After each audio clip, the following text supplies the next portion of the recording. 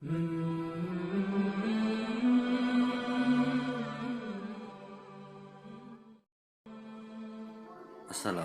warahmatullahi wabarakatuh. Sobatku semuanya, kita sebagai umat Islam wajiblah melakukan apa yang dikatakan sembahyang.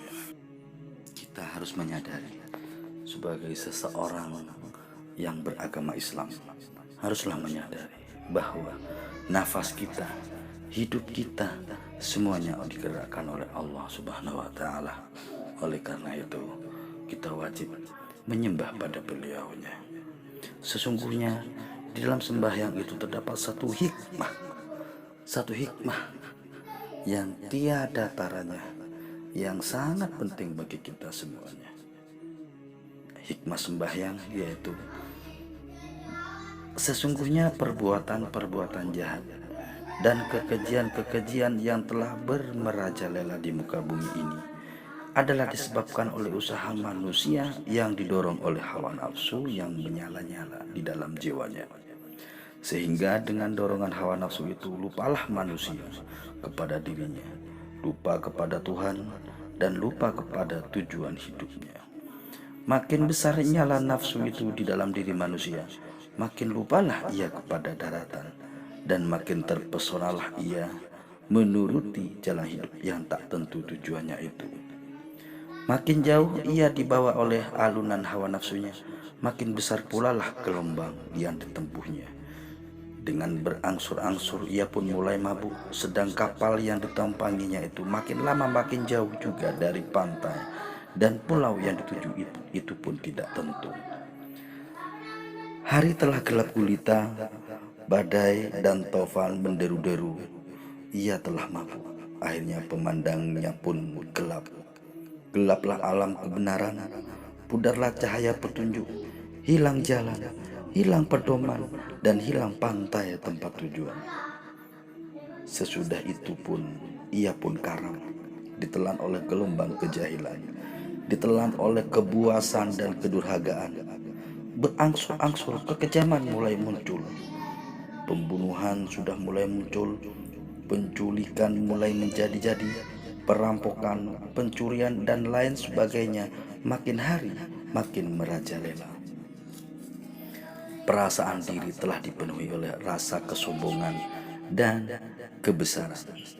Oleh sebab itulah Allah Subhanahu wa Ta'ala memerintahkan supaya manusia itu mengerjakan ibadah sembahyang 5 kali sehari semalam.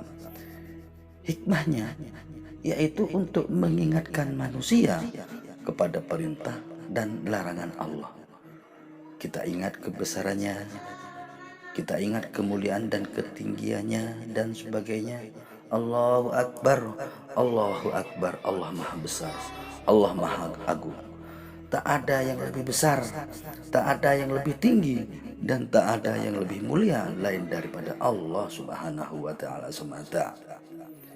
Dengan mengingat kebesaran Allah dan ketinggiannya itu, hilanglah sifat sombong, takabur dari diri manusia, dan datanglah perasaan takut dan rendah diri. Bila manusia telah takut kepada Tuhan dan sifat rendah diri telah menjelma ke dalam perasaannya, barulah di situ lenyap perbuatan-perbuatan keji, lenyap perbuatan-perbuatan mungkar, dan barulah ketika itu datang keamanan dalam masyarakat. Bila seseorang telah sembahyang menurut aturan yang sebenarnya, mengingati kebesarannya dan kemuliaan Allah, maka dengan sendirinya hilanglah sifat kekejian dan kemungkinan dari jiwanya berganti dengan sifat mulia, sifat sopan santun terhadap bangsa dan masyarakat. Mudah-mudahan sembahyang kita dapat berbekas hendaknya kepada diri kita masing-masing. Amin. Sebagaimana yang telah difirmankan oleh Allah Subhanahu wa Ta'ala, A'udzu billahi minasyaitonir rajim. Bismillahirrahmanirrahim. Aqimis sholata lidzikri. Al-Quran surat Toha ayat 14, yang artinya, dirikanlah sembahyang itu untuk mengingat aku, kata Allah.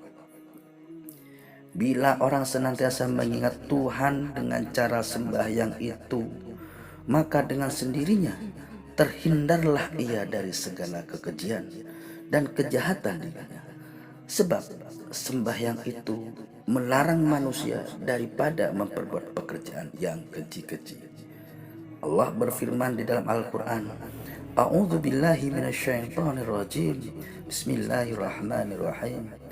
Wa aqimis sholata inna sholata tanha 'anil fahsya'i wal munkar. Al-Quran surat Al-Ankabut ayat 45. Artinya, dan kerjakanlah sembahyang. Sesungguhnya sembahyang itu melarang segala yang keji-keji dan segala yang mungkar. Adapun sembahyang yang diwajibkan Allah kepada kita sehari semalam ialah sembahyang yang 5 waktu. Dan sembahyang itu diwajibkan Allah kepada hambanya ialah sejak Nabi kita Muhammadur Rasulullah Sallallahu Alaihi Wasallam melakukan Isra dan Mi'raj tanggal 27 Rajab, yaitu 1,5 tahun sebelum beliau pindah dari Mekah ke Madinah. Pada malam itulah beliau menerima perintah wajib sembahyang untuk beliau dan untuk umat manusia. Mula-mulanya sembahyang itu diwajibkan Tuhan 50 kali sehari semalam. Tetapi akhirnya karena selalu Nabi meminta keringanan, maka hanya diwajibkan 5 kali sehari semalam seperti sekarang ini. Seperti yang diriwayatkan dalam hadis Nabi yang diceritakan oleh Bukhari dan Muslim. Bismillahirrahmanirrahim. An Anasin radhiyallahu anhu qala Nabi sallallahu alaihi wasallam faradallahu ala ummati lailatal isra'i khamsina salatan falam azal urajimuhu wa as'alu tufifa hatta ja'alaha khamsan fi kulli yawmin wa lailatin. Artinya, dari Anas radhiyallahu anhu berkata, telah bersabda Nabi sallallahu alaihi wasallam, telah mewajibkan Allah kepada umatku pada malam Isra 50 waktu sembahyang.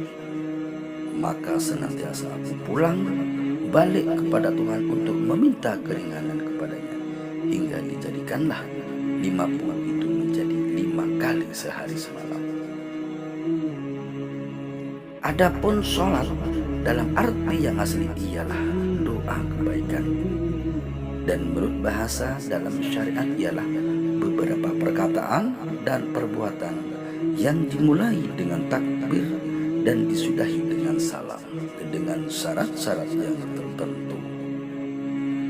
Sebelum kita masuk mengerjakan ibadah subuh itu, baiklah lebih dahulu kita harus bersuci.